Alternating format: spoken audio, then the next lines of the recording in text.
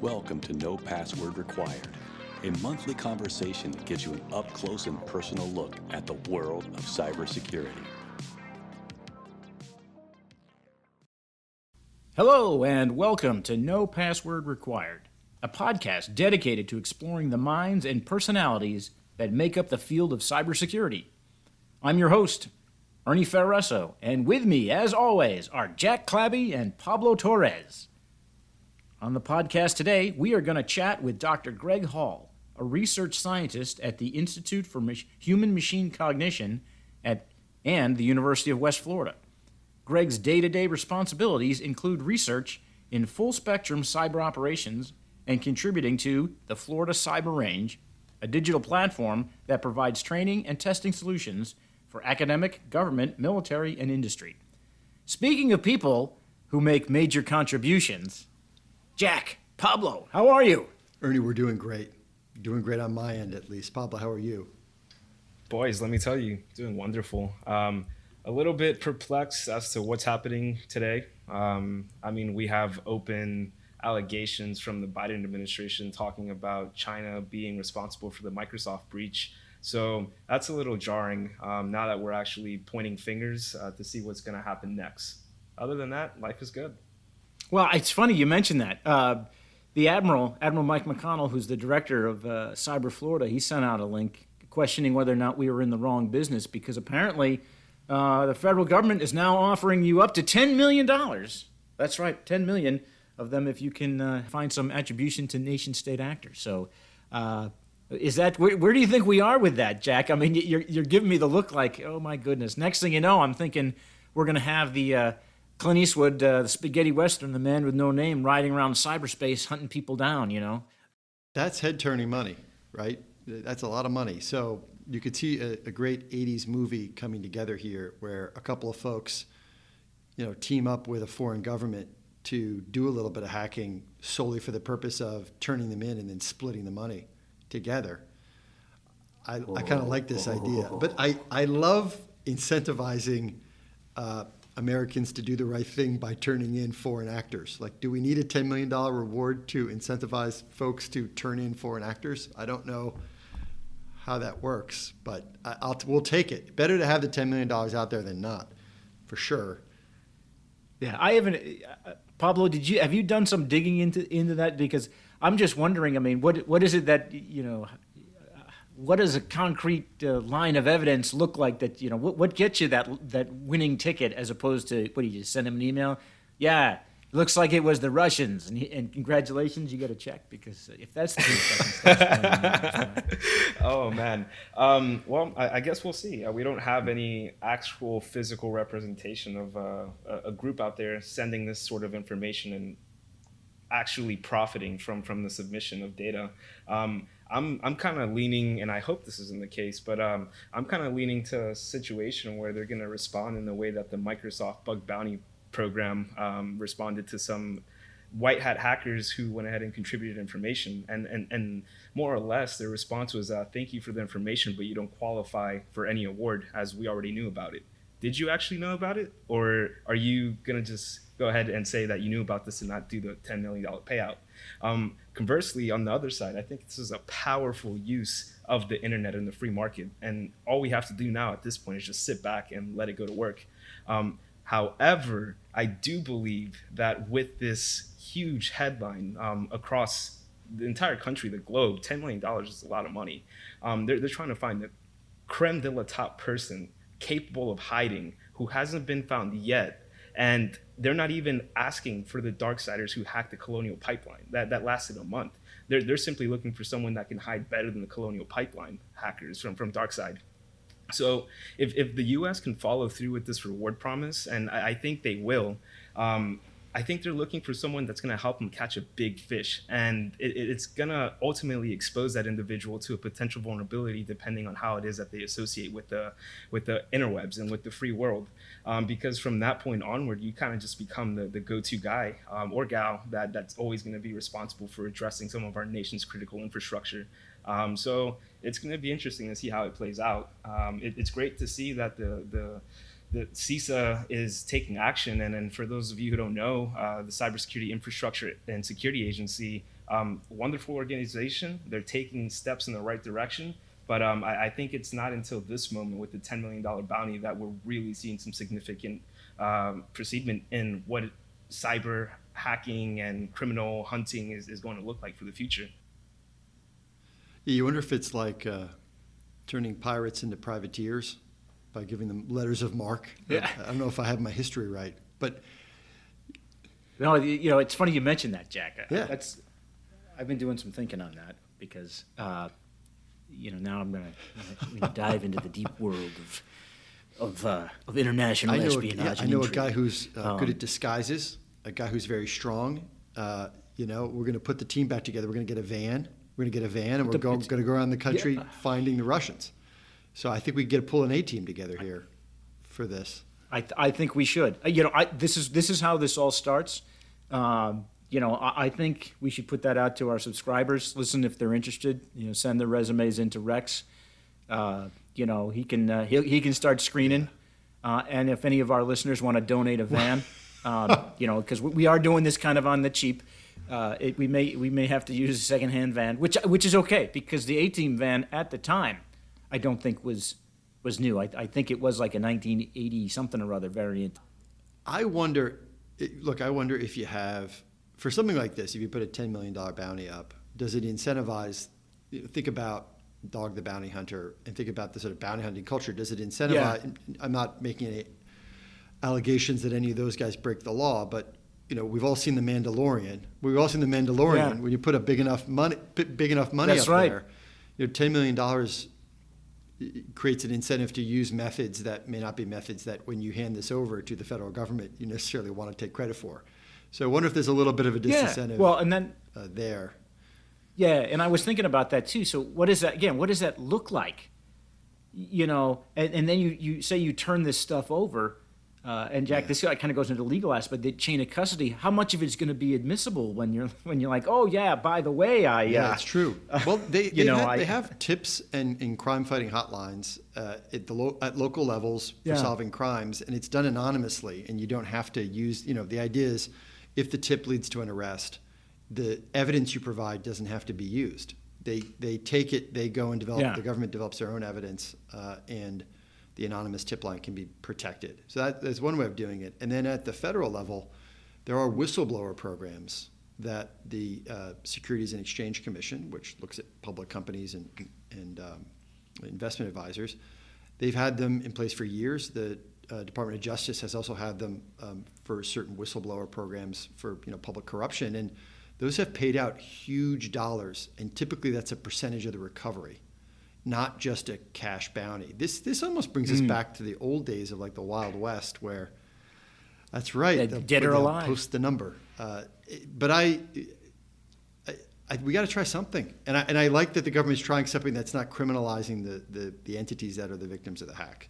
And so this is a way of Yeah, I think that's great. That's important. You're absolutely right on that aspect of it. I think that in the past, that's what I think when we look at some of the previous data breach incidents. I think that's also what makes people reluctant to call in law enforcement to come assist them in, is because they're concerned that when they when the law rides in, it's hey.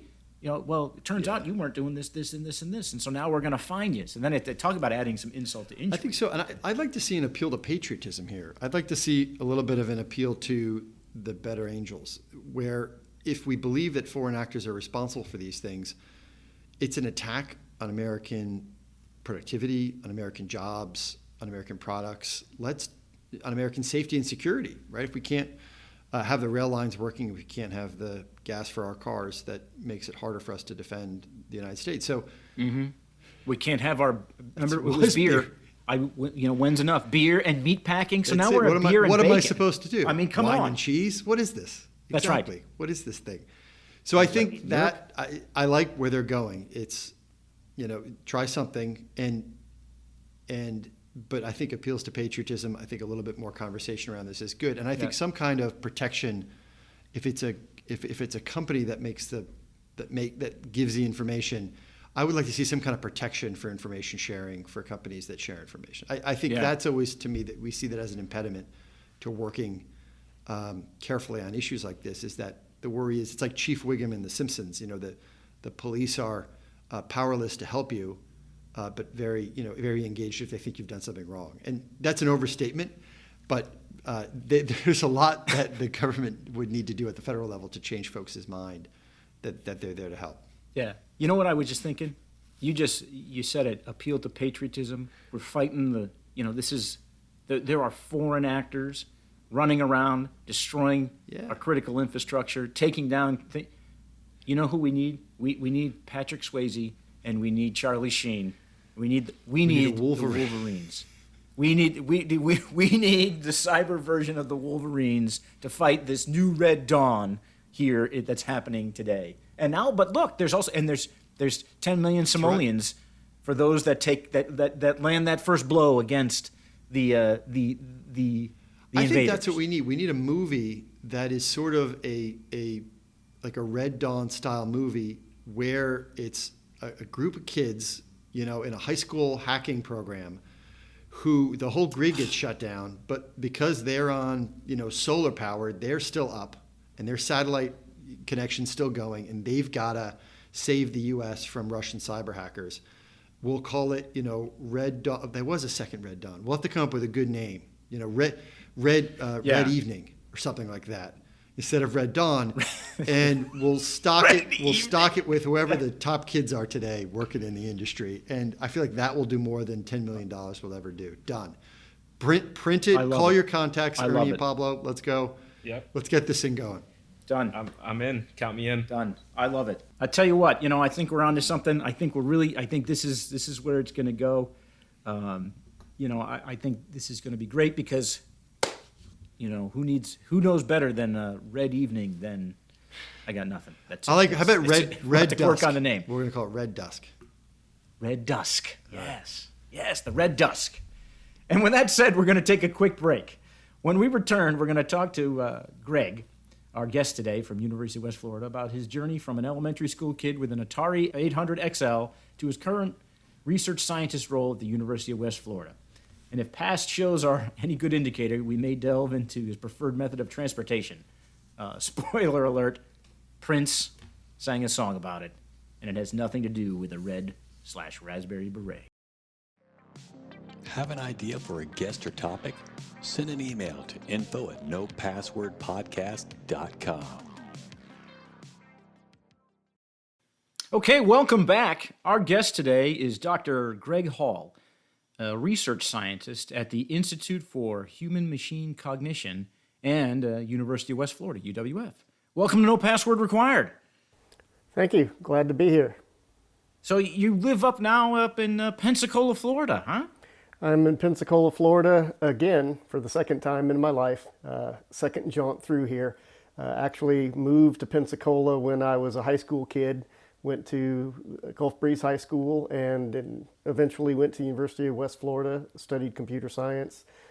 Enjoyed being in academia so much I decided to stick around, got the master's degree. Thought while I was at it was a good time to continue, get my doctorate at the University of Idaho. Started my first career at what was then Southwest Texas State University in San Marcos, Texas. It got rebranded as Texas State University, still in San Marcos. Taught there for 9 years and eventually got into a field that became known as digital forensics as my research area. That led me into a new career in government contracting and did that for about 12 years, and the opportunity came to return to Pensacola, live near my parents again, and work for my alma mater, the University of West Florida at the Center for Cybersecurity, with my joint appointment to the Institute for Human-Machine Cognition. Well, that's that's really cool to see that you're able to journey around and then come back to Pensacola at the institute up there. I noticed you're working now with you're interested in machine learning and artificial intelligence. And how does that link? How does the work you're doing you tie into with this. I'll call it this. I'm going to use a good term. Cyber nexus. What's the cyber nexus here with human machine learning and cyber and all of that, bringing it together, and then tie it together with in Pensacola, because that seems like an interesting place for all of this to come together.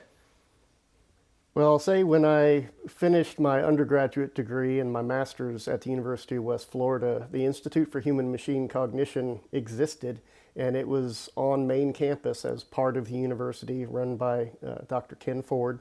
And so I worked and was friends with a lot of the people in his lab. I was focused more in the software engineering field, and so the artificial intelligence and the expert systems that he was doing were kind of outside of my focus area at the time. But as most things progress, they start to come back together.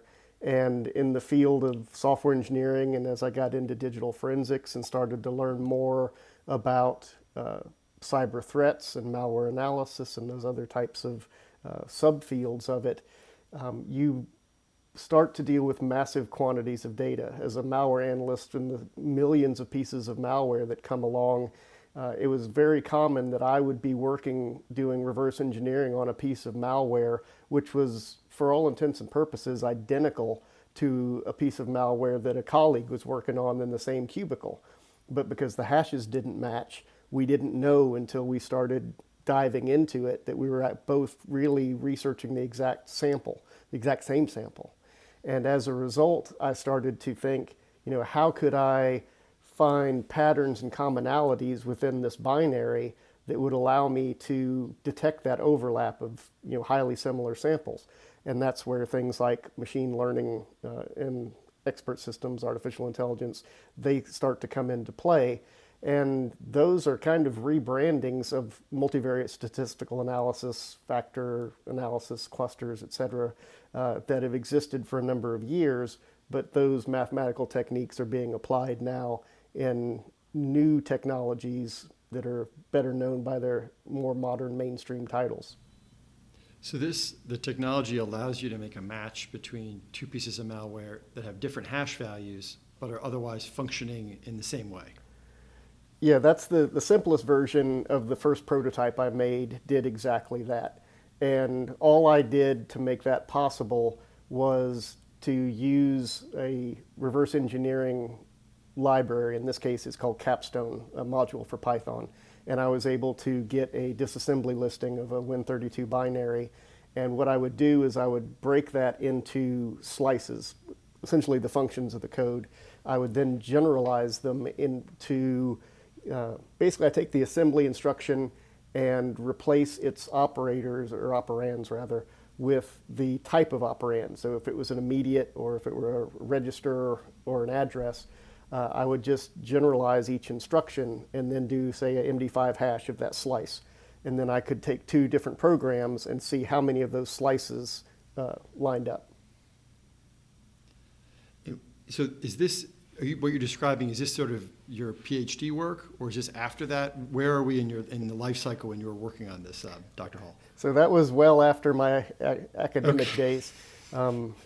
Oddly enough, the academic dissertation for my PhD was a form of reverse engineering, but it was to extract design artifacts from source code for legacy systems. So I was looking at the dynamics of those systems and which pieces would get invoked when which other pieces would happen, to kind of lift that ancient architecture that's probably not documented anywhere, to then be able to show the internal workings of those old systems.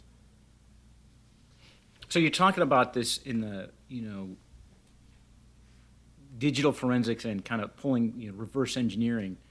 Do you think of yourself kind of as like the Indiana Jones of cyberspace, uncovering, once great civilizations in the code and then bringing it back to life, or at least try to understand it? I mean, is there some sort? There has to be some sort of parallel there. I mean, at least if you say yes, then I think you get to carry a whip, but that's a whole other story. Well, I do have the hat. See, there you go. Exactly. it's less the Harrison Ford hat. It's more the Timothy Oliphant hat from Justified, but it's still Okay. it still works. Yeah, I would say that when you are given an unknown file by someone, and the work I was doing in malware analysis was for the Air Force, and a lot of the samples I would get would come from their Office of Special Investigation. So there was some excitement and romance to it, because sometimes even the agents didn't know what they were giving us. And so then we would get to tear it apart and tell them, no, this is boring, there's nothing here at all. Or we would find out this is some type of an implant, this is some malicious piece of software, and here's what it's possible for it to do. And that was exciting work and beneficial work, because you felt you were making a contribution. How much is it like NCIS? I mean, working for the Air Force, because I'm a Marine. I come from the Naval Service, and I can tell you that Mark Harmon and that whole NCIS thing, that's exactly the way it is in the world. But you from the Air Force side, how similar is it? Is it like CSI? Does people come up and take their glasses off, and that means the killer was you?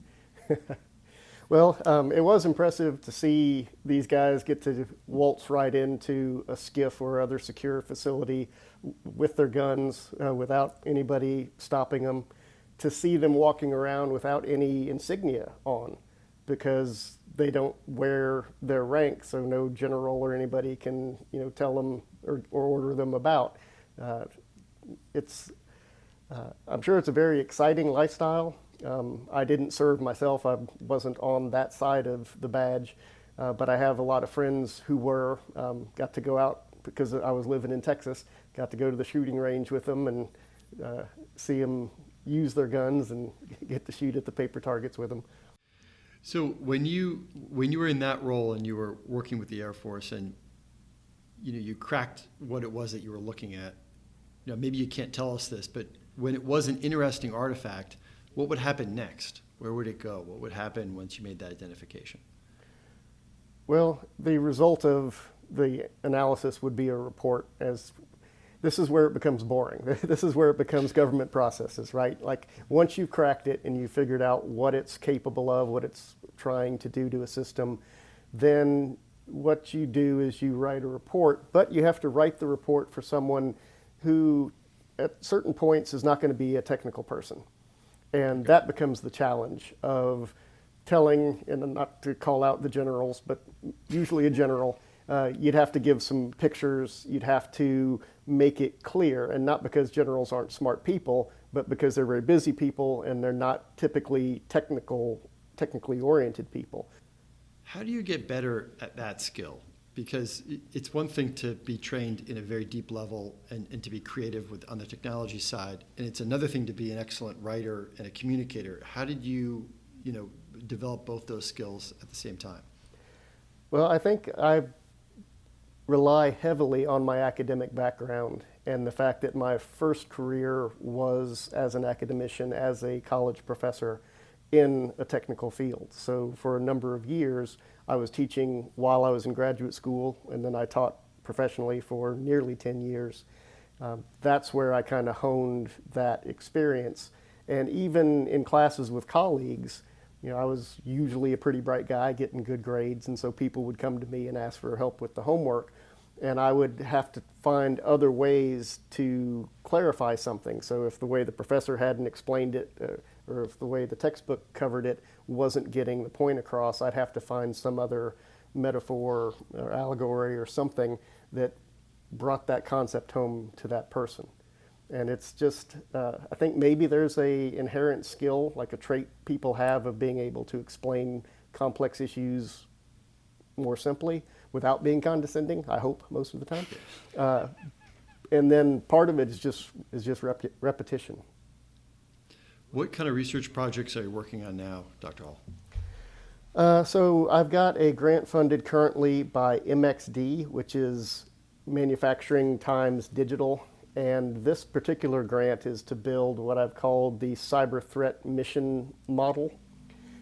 What it seeks to do is allow non-cybersecurity experts to come up with scripts and scenarios for cyber threats that could target manufacturing shop floors, critical infrastructure, systems of that nature. So it's going to have a GUI. I say it's going to have. We've got a prototype in place as the grant has already begun. It's going to be pulling threat intelligence feeds from things like the MITRE ATT&CK framework, Open Threat Exchange, even some data from VirusTotal. You name it, we're going to try to tap into it, CVEs. And all that information is going to go into kind of a machine learning and recommendation system so that if you tell me your shop floor has these types of resources we'll start to build out a virtual network with this type of IT assets and these CNC machines and these controllers, et cetera, then a suggestion engine will look at those and look at data from the CVEs and whatnot and say, hey, these are the stages of cyber attack. These are the types of TTPs that are common against your type of an infrastructure. And then you can just drag and drop into the stages of the mission. The output will become a script, which right now is in JSON and becomes automatable to a message broker-based agent framework that sends these actions out into that virtual environment and simulates the execution of that threat mission against the environment. So who's the user of that end product? Is it going to be a business person, a CISO type person, or how much technical training would be required to sort of understand that output?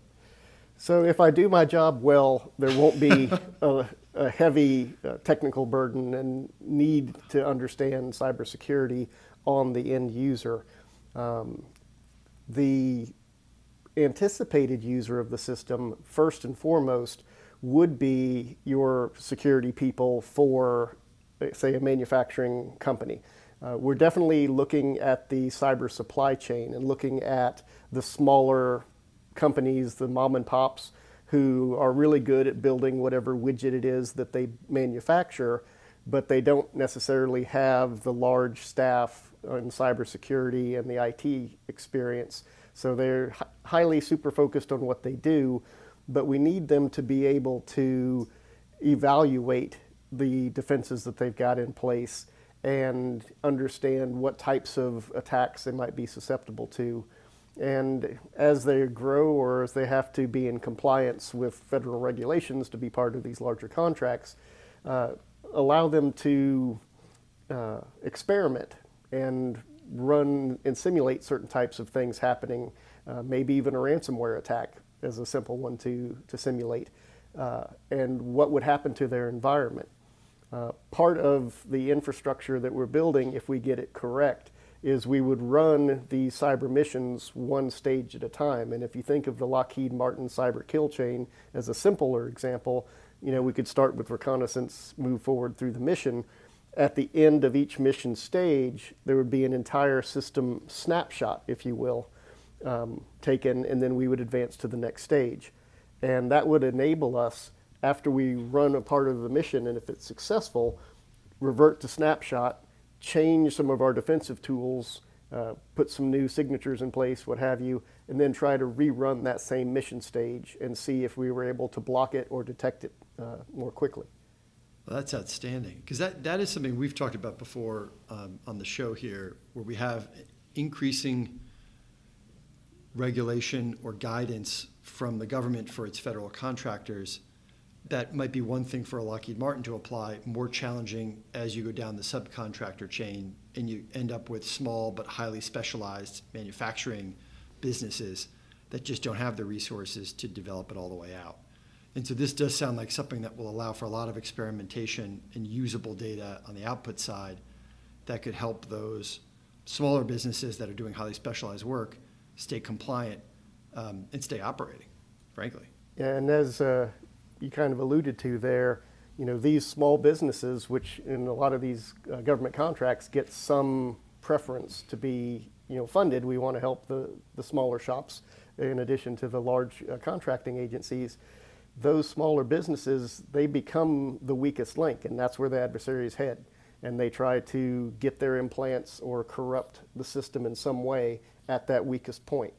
And so we've got to do what we can to lock that down. And Dr. Hall, can you tell us a little bit about, just to step back in your career, before even college, did you know you wanted to work with computers? Tell us a little bit about how you got involved at an early stage with working in programming and with software engineering. Well, it all began when my dad brought home an Atari 800 XL home computer from the Navy Exchange one day. He had finally decided that computers were going to be the wave of the future. This is probably like 1982 or thereabouts that this happens. And when we unpack this thing and connect it to the little color TV in the living room, and I start typing on the keys and I see what I'm pressing on the keyboard appear on the TV screen, that was sheer magic. Everybody takes that for granted these days, but like I was impacting what was happening on the television. That had never happened in my entire life. And in the owner's manual, the first thing they had was a small line numbered basic program that, 10, this and that, 20, whatever, just a series of statements with these numbers in front of them. I had no idea what they meant, but I typed every one of them in, and then I typed run, and this jagged lightning bolt appeared on the screen, and what I knew had to be actual thunder came out of the TV speaker. And I was just completely amazed that being able to just type in those keystrokes made something that impressive happen on that computer. And I was hooked then, wondering like, well, what other things can I type and what other things can I make this do? And my dad, for whatever reason, and I think he was smart in hindsight for this, instead of buying me games, he bought me books that had source code listings of games. So to play a game, I had to type in all of the code for the game. And of course, I'd make errors and I'd have to go back and fix the code. I wouldn't necessarily know why it was an error. I would just know it didn't match what it was supposed to match. And eventually I started picking up on how to code and taught myself how to program in BASIC poorly. But it was better than my friends who were out, playing in the sunshine and wasting their childhoods. I think that makes for one heck of an unboxing video, to put it in today's parlance, that as we unbox the old Atari computer. That's really amazing. So you started, you're essentially making your own, making Pong and Combat and all those games for yourself. So I think that's, and then you move on to Python, just like that. And sadly, I didn't go to Python until I got into the professional world around 2006 was the first time I actually started using Python. Before that, I was all C, C++, assembly. That was most of the programming I was doing at the time. And the first time I used Python, I became very, very upset and angry at it because it was the first time I had written a program and it worked. Like from start, I sat down, I wrote the code and got ready to go into the debugging cycle, and it worked. And I was beside myself, and it was so easy, and it was so easy to read. And now I'm spoiled. I poured this cup of coffee for nothing. I was going to plan on sitting here for 4 hours, and now I have to go do something else. Yeah. And you said that the hat was not the Indiana Jones hat, but yet your disdain for snakes / Python, I think that the parallels are coming together here. I mean, that's just me. Why did it have to be snakes, right? Yeah, exactly. But, Python. Why did it have to be Python? Again, well, I just brewed this cup of coffee. Of course, we all know Python is named for Monty Python and not actually for the snake. And the intention was for all the Python developers to somewhere in the program make a nod to Monty Python. Well, African or European, right? That's... I think that the best way to explain to someone who maybe doesn't do computers for a living but touches them through their business is about how more complicated things have gotten from the early 80s to today is through video games, or even through the graphics in a movie. But I think video games are amazing. If you think about what a video game was like in 1982 versus what it's like now, where you're playing cooperatively with no lag, highly detailed on a mobile phone in a subway. Yeah. And you think about what it, right? I mean, it's amazing. Yeah, exactly. From the little blips going across the screen and it's extraordinary. Dr. Hall, a lot of our listeners, play online gaming. Are you a gamer? If so, what are you playing now? What do you like to play? Well, I am an online gamer, and some people will be disheartened to hear that I play on a console. I grew up playing on PCs all of the time, and spent thousands and thousands of dollars on PC gaming rigs. And eventually, when it became my thousands of dollars that I was spending and not someone else's, I realized it was much more cost effective to buy an Xbox for about $500 and replace it every 5 or 10 years than to keep buying the highest end GPU, CPU, RAM combination. Now, of course, I won't buy a PC that's not gaming grade, but my online play is almost exclusively moved over at this point to Xbox, although I do have a PlayStation and a Nintendo Wii and the Switch and just about any other console you can imagine. So still a huge gamer. That's a big part of my love for technology. Right now, I try to play Borderlands 3 a lot. I love the online co-op types of games where I can get 4 of my friends in there and play against bots instead of teenagers with cat-like reflexes that destroy me. That's not fun. I think that the Wii is was a huge change for making it family gaming and making it gaming, casual gaming, as opposed to having to commit.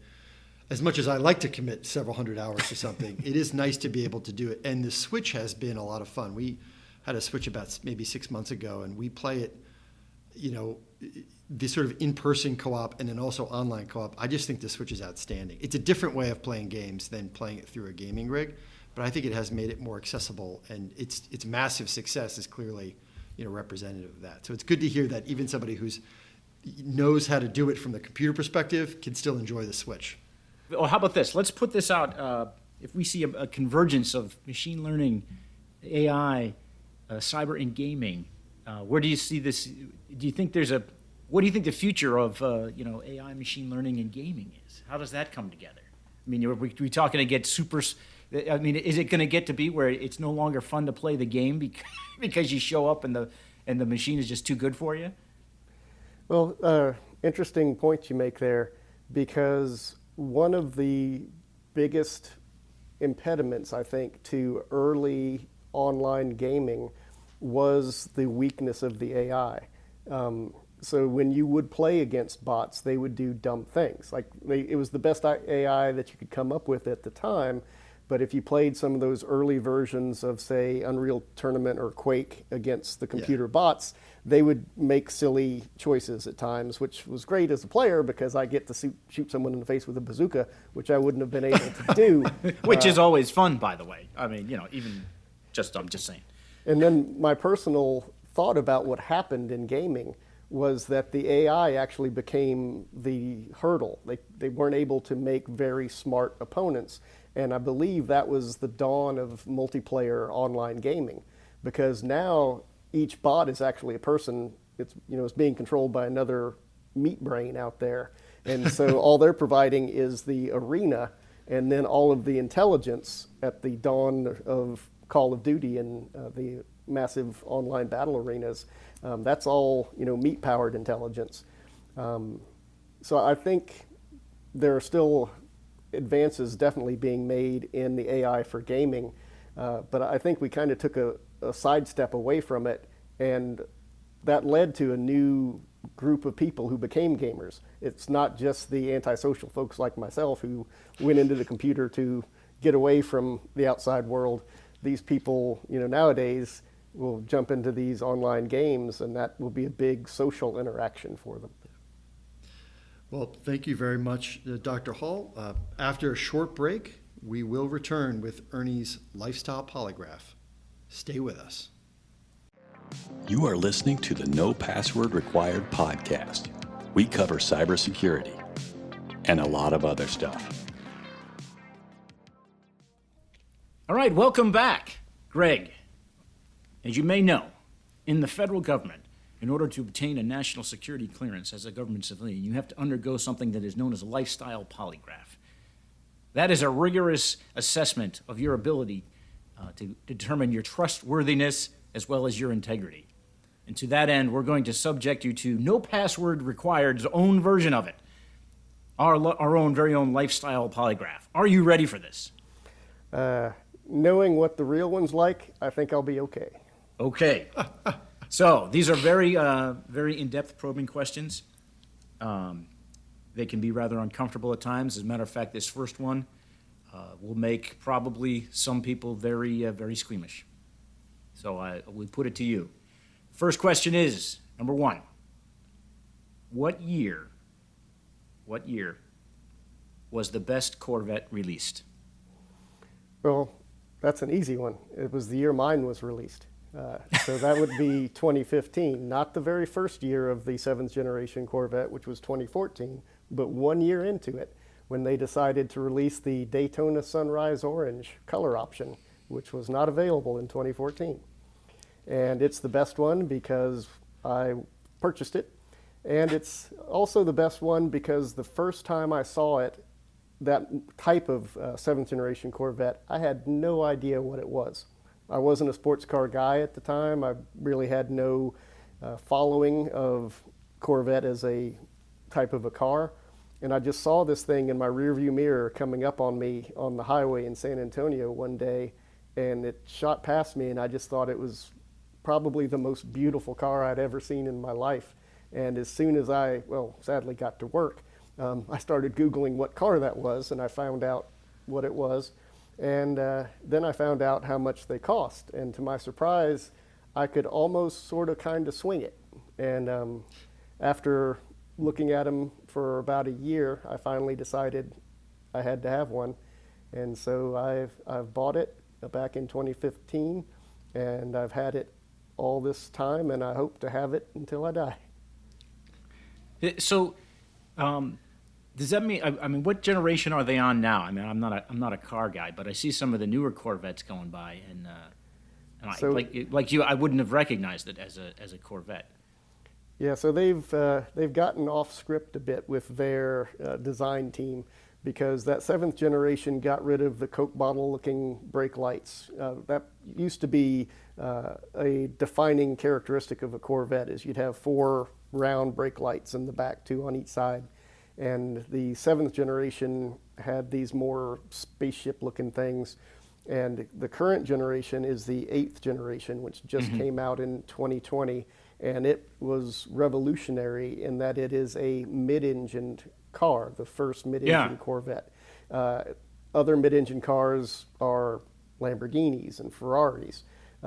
Porsche has arguably moved to a mid-engine. They actually were rear engine, but they moved the engine about 6 inches forward, and so now they qualify as being mid-engined as well. And they do that just so that the car has a better center of balance, corners better, and without the big engine at the front, the driving position moves forward. So they make better track cars. Now, speaking of track cars, it brings us to our next question. What is the greatest, the number one, top shelf, what is the greatest racing series in the world? Well, if we're going to talk about racing series, then I would go to the FIA World Endurance Cup, which has as one of its races the 24 Hours of Le Mans, which is going to be run this year. Steve McQueen. Will be run this year, next month in August. And in 2015, the GT Le Mans class was won by the Corvette Stingray 7th generation. So, I mean, it was meant to be. It was kismet. This August will be the 8th generation Corvette's debut at Le Mans. And the reason I pick it is my favorite racing series. I'm sure there are a bunch of NASCAR fans cursing my name that are listening to this right now. Yeah, you better watch it living here in Florida, man. But the fact that the race runs a full 24 hours and the endurance, I mean, that's having driven on a track before and felt the G-forces of being pinned against the door, going around a curve, understanding that this team of people does that for 24 hours straight, and the car itself has to endure all of those forces and survive a full 24 hours. It's just an amazing thing to see and witness, especially as it goes overnight, you know, and it gets dark out and the teams are trying to catch sleep here and there. I would imagine it a very rewarding and grueling thing to be a part of. And the engineering support for an operation like that over 24 hours is pretty extraordinary too, to keep the car running, keep everybody up and safe and alert and watching it. I think it's a heck of an endurance. And it's been running for years. I mean, it's generations and generations. It has a great history. And I think a decent film on it is what is it, Ford versus Ferrari.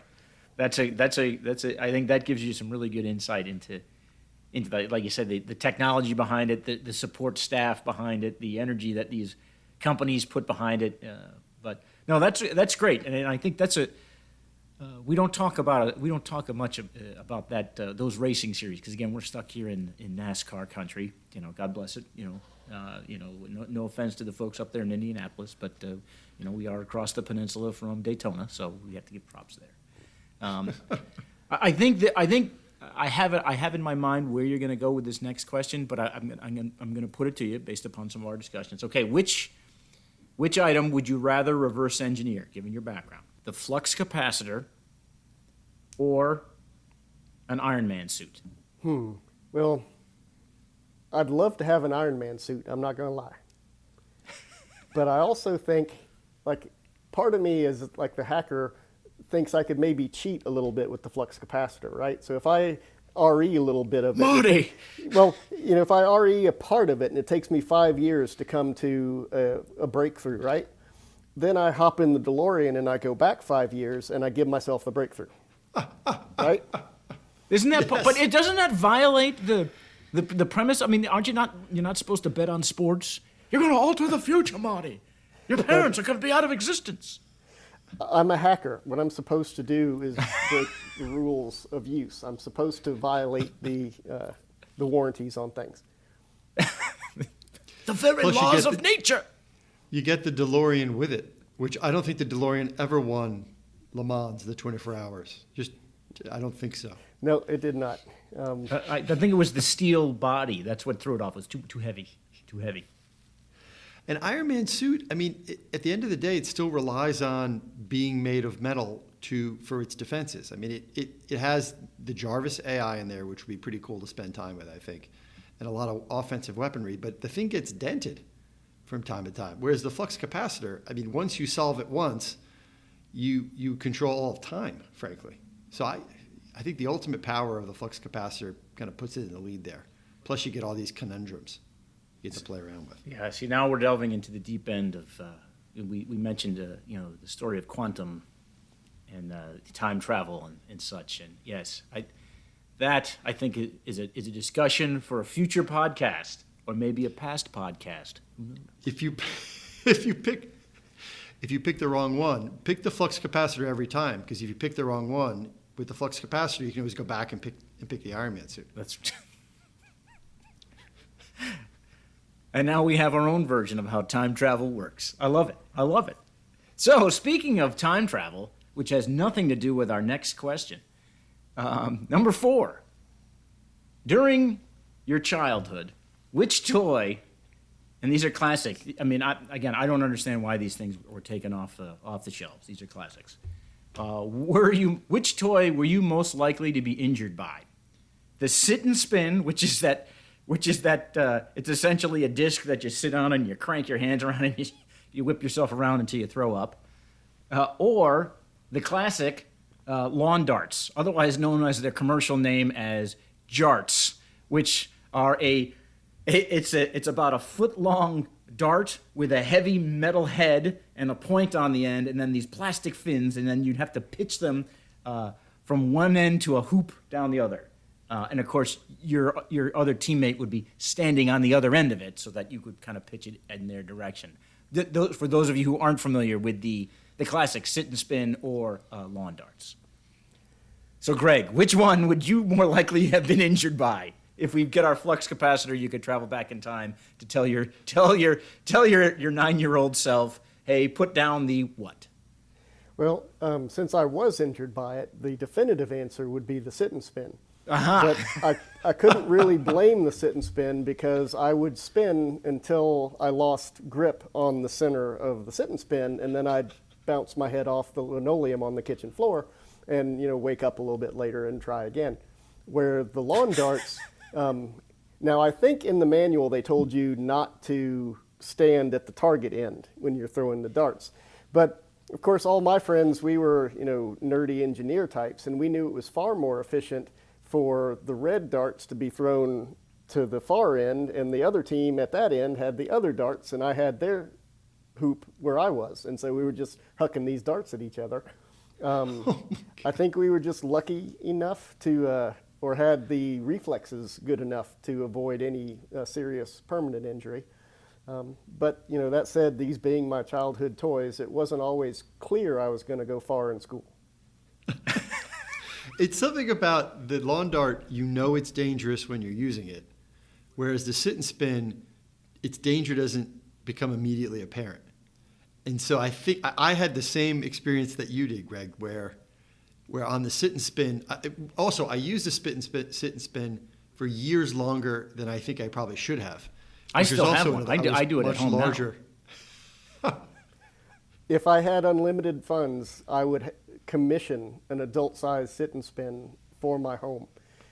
It was the greatest toy, and to my sheer amazement, you can still get one at Walmart or on Amazon.com. I am not suggesting anyone do this for their children, but they're still for sale. It's okay. You can say that. Jack's a lawyer. He can get us out of anything that happens. That's incredible. That's awesome. I'm going to go get one. That's a birthday event. That's the next birthday event. The sit and spin is coming into the house.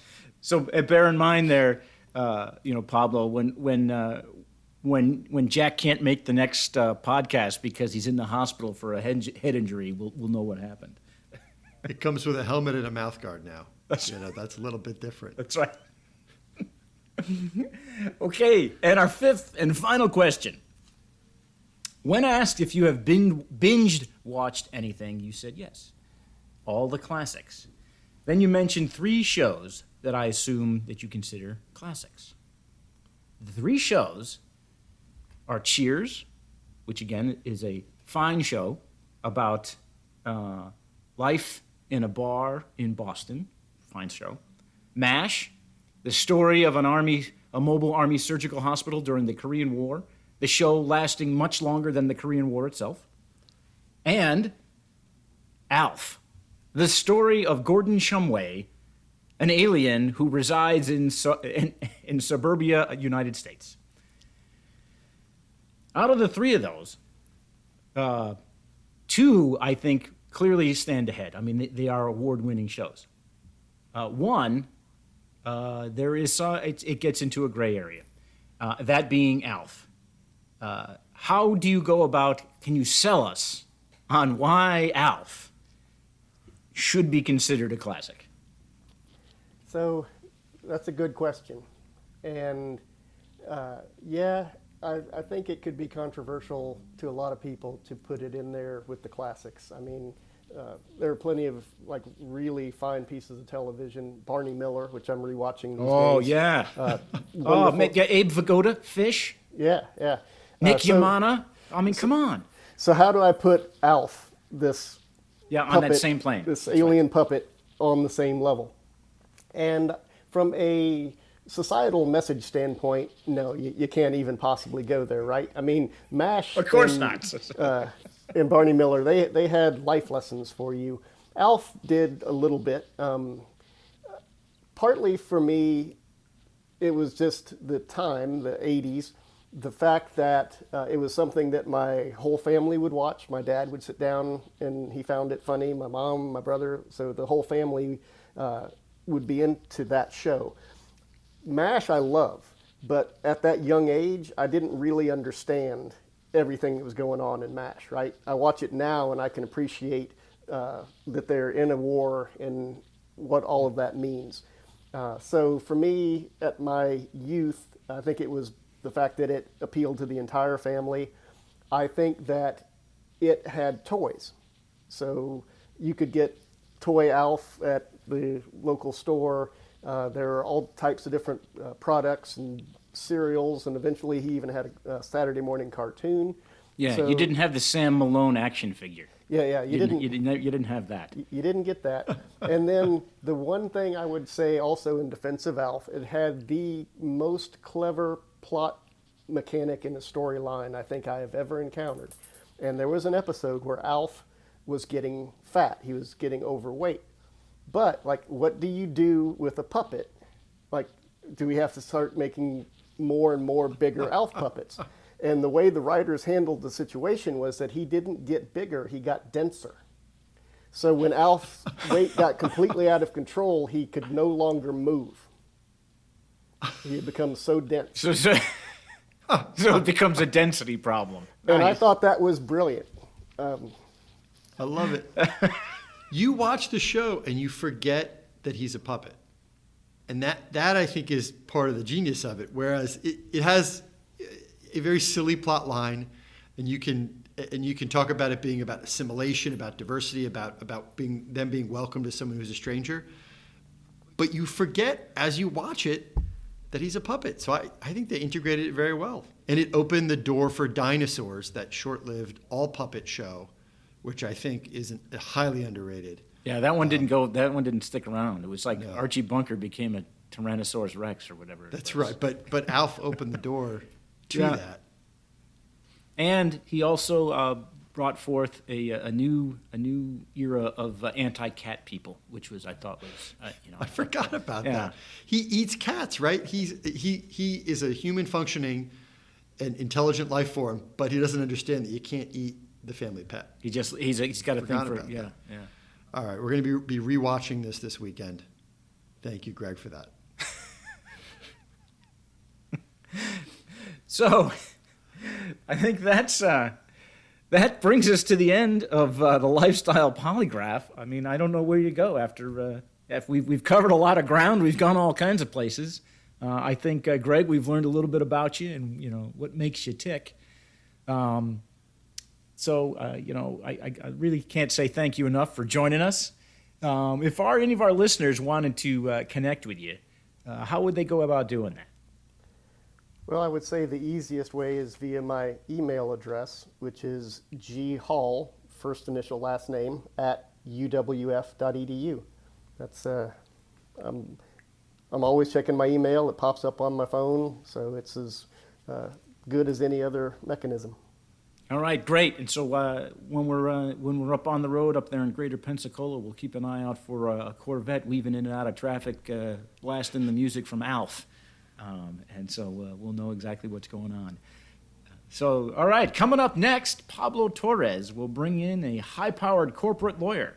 His number one target, Harvey Specter. Will he be able to land the sharp-dressing and charismatic attorney who loyally defends those whom he feels are deserving? Stick around and find out. There's a place for everyone in the world of cybersecurity, and Pablo Torres plans to prove it. Welcome to Positively Cyber.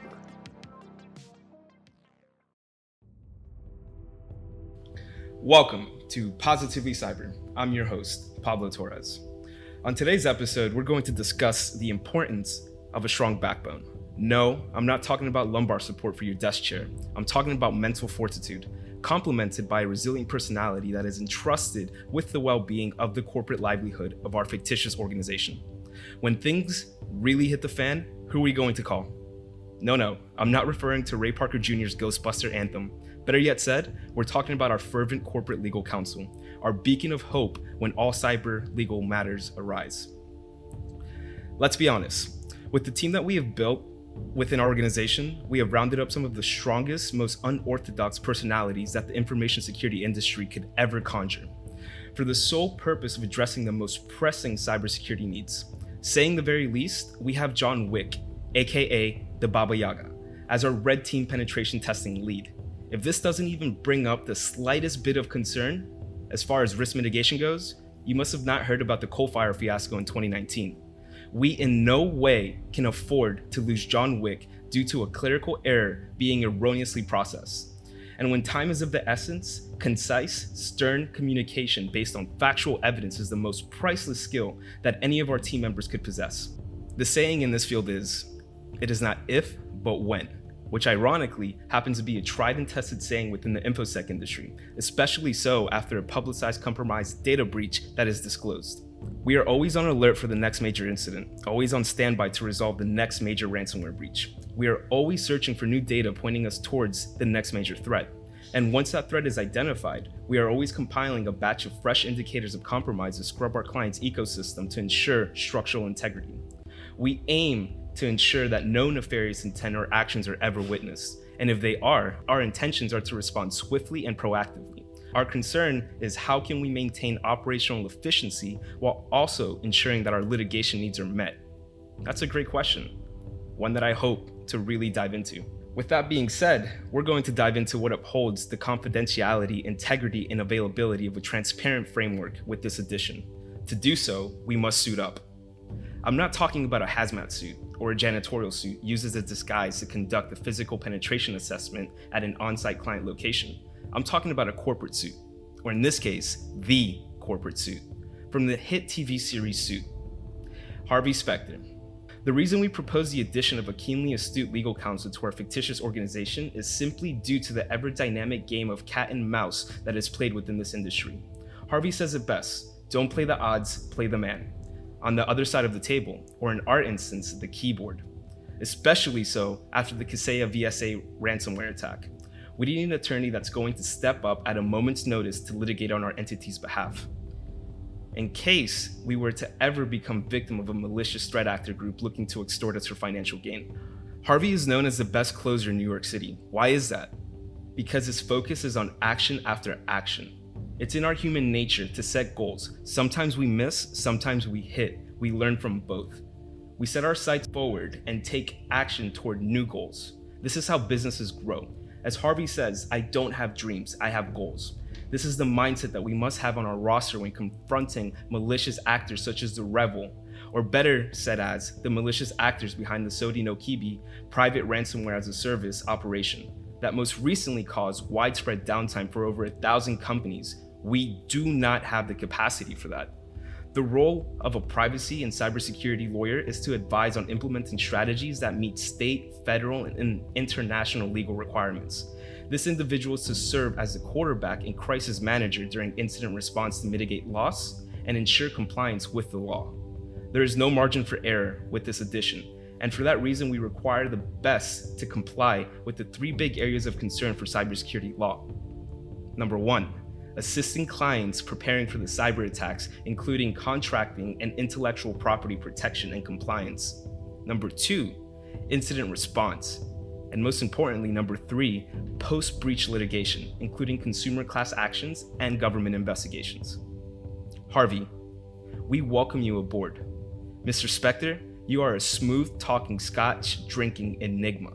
We need someone who chooses to focus on solutions rather than wallow in despair. Operate from your measured sense of what is right and wrong and execute. Make your decisions in repose rather than bend in the moment to what sounds good. Welcome to our family. Let's get to work. Ladies and gentlemen, that was Pablo Torres. And wow, Jack, this is like right in your field. I'd be interested to hear what you say about Mr. Counselor Specter, because I don't know. Do we have room in our organization for 2 smooth-talking Scotch-drinking guys? I mean, you being the other one, of course. I don't know if you drink Scotch, but you sure are a smooth talker. Not right now. I'm not drinking one right now. That's the kind of lawyering I answered the question directly, but narrowly. I think what you said about a focus on solutions and not despair is really important in an attorney in an incident response. It comes up from time to time where the individual actors in the company are pointing fingers at one another instead of putting the finger in the dike, so to speak, to stop the problem. So that's part of what the outside attorney's job is when there is a breach incident, which is, all right, who are the people I'm working with? What are the different personalities that are here? And how can I get them, instead of blaming each other, how can I get them to work in the same direction? So a lot of times, we use our understanding of the law and our experience here to help essentially project manage the breach response incident. When you were saying Harvey, I thought you were going to say Harvey Birdman, attorney at law from the Adult Swim show, and the former Hanna-Barbera, who is not as skilled an attorney as Harvey Specter is from Suits. So I'm glad you took the Harvey in this direction and not the other direction. But I think about Harvey Birdman probably once a week in doing my own job as a lawyer, and the theme song in particularly. But Harvey Specter is a good pick for this, I think. Two things I will quibble with, and we'll have to talk with him before he onboards. Okay, the first is you have to be scrupulously honest. You don't have to answer every question, but if you answer a question, you got to tell it truthfully. And sometimes Harvey Specter allows bluffs to go a little further than I would be comfortable with an attorney on the teams that I work on. And the second is the drinking. And this is part of, there is this myth that lawyers drink, and maybe some do, but you've got to be so careful, particularly if you're a breach response lawyer, is that I could get a call at 1 a.m. I've gotten calls when I've been at Busch Gardens, I've gotten calls on vacation. You have to be ready to use your judgment. And sometimes your judgment is, I'm not in a position where I can help you, call somebody else. But I feel like it is exciting and cool what we do, and breach response work as an attorney is really exciting and a lot of fun, but you can't have like a tumbler of scotch at the end of every day because a client is going to call you. Like, in fact, if you want a client to call you, the best thing to do is probably have a drink of scotch, because that's a good way to guarantee it. But I think otherwise Pablo, he fits the right profile, right? He's a take charge kind of person. He knows when to let the witness be the star. I'm not the star of the breach response, right? It might be the CISO, it might be the CFO. Frankly, on a lot of engagements, it's the insurance person, the chief risk officer, who's the star of the show. So, part of why he's a good trial lawyer in the show Suits is because when he puts a witness on, he lets the good witnesses talk. And he knows when to make it about him and not about him, and that's a balance you need for an attorney too. So I think in the show, he's also a former prosecutor. I think he came out of the New York DA's office. And so we've got, just at Carlton Fields, I think we have 3 or 4 folks in the cyber group who are former prosecutors and understand that. We joke around, and I think even on the show today, I was joking around about the government being powerless to help you, but that's not really, that's an exaggeration. Most of the time, it's well-meaning folks who are going to help you when you speak with them in the middle of a breach incident. And I think having someone who has worked and knows that and isn't an attorney who's antagonistic to the government isn't going to help you at all, because 9 times out of 10 or 49 out of 50, it's all well-meaning people who want to do a good job and who are trying to row on the same side as you are. So I love it. I love Harvey Specter joining the team. Pablo, I think he's got the right things, but we're going to talk to him a little bit about his use of the truth, and we're going to talk to him about his drinking before we give him that offer. Yeah, most certainly so. We have at the height of the pandemic, one of the external resources and consulting firms that we work with a lot on our client engagements, the lead researcher for one of the teams was living out of a van. So he had been working in a brick and mortar office, but he was working out of a van. And he would be on Zooms, and his background would sometimes fade. We'd find out where he was, or he'd have a real background we thought was fake. So, the cyber industry is a mobile one. Because these guys know how to run their own security, so they're pretty comfortable with it. So some pretty headline, well known in the industry names. At least this one team we were working with was actually living the van life. Now, back when I was a kid, living the van life had a whole other thing with it. There were teardrop-shaped windows and airbrushed horses on the side of said van, and the occasional high-pile shag carpet. But no, this was I wasn't meaning to invoke that particular. I think I did, but this was pretty high tech. This was more like what is it, like Tiny House Nation kind of thing. It's come a long way. Pretty well kitted out and pretty secure. But that's a thing too about it, is you have to have the anecdote and you have to have something to make it exciting, because if you're the outside lawyer and you get brought in, everyone wants to call you. All your calls are returned for 7 days.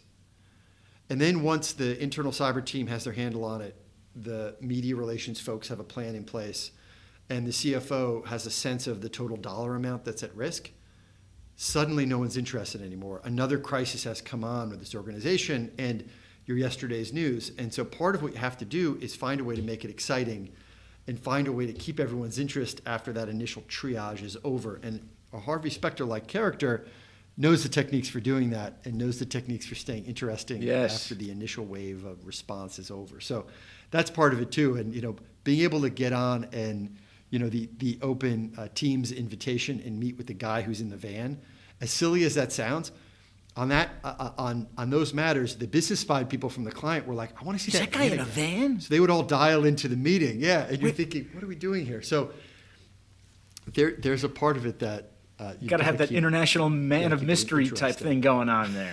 Yeah. Yeah. So no, this is we've talked about it a lot, but these are times when your clients kind of they don't always want to see you, and then wait till the litigation starts, and then they really don't want to talk to you about it. But we try to make it fun. We try to always be predictable about what things are going to cost, and I think that those are two techniques that help us keep our clients happy with the work we do for them. And Harvey Specter's got that. Well, you skill for mentioned sure. two things that you like to do to keep your clients happy. We do one of them, and that's keep it fun. As far as present the actual costs, we have no idea what this actually is costing us. Well, with that said, I think that brings us to the end of this program. And so thank you all for joining us. First and foremost, I got to say thank you to my co-hosts, Jack Clabby and Pablo Torres. Also, thank you to our guest, Dr. Greg Hall. And if you're ever up in Pensacola and you see a time-traveling Corvette and a guy and an alien puppet riding shotgun, you'll recognize him. So remember, if you like the show, remember to rate and review us and subscribe to No Password Required Podcast.